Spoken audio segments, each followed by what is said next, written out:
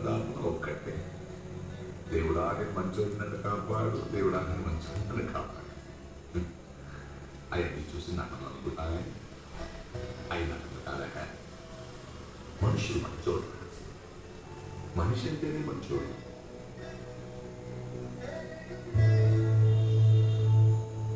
ఏమి చెప్పండి, ఎందుకు ఆశ్రయించాను, ఎదరించాను, రెక్కలించకుండా పోరాడుతారా? ఒక సామాన్యుడిగా ఏమి వదులుకున్నాను ఈ సమాజానికి? ప్రేమతో కూడిన మంచి కుటుంబం తప్ప నాకు మంచిగా ఇదిగో ఈ జన్మకి నీ అన్నయ్య, ఈ జన్మకి నీ తమ్ముడు, ఈ జన్మకి నేను నీ నాన్నని. జన్మల వరకు ఎందుకురా ఈ రెంట మళ్ళీ వస్తామో లేదో మనకే తెలియదు. అందుకే ఎదురొచ్చే ప్రతి వాటిని చిరునవ్వుతో పలకరిస్తూ వెళ్ళిపోతించాలి. ఆ భగవంతుని మన కోసం ఏం కోరుకోవాల్సిన అవసరం లేదా? అలా కోరుకోవాల్సి వస్తే పక్కోడు గురించి కోరుకోవాలి.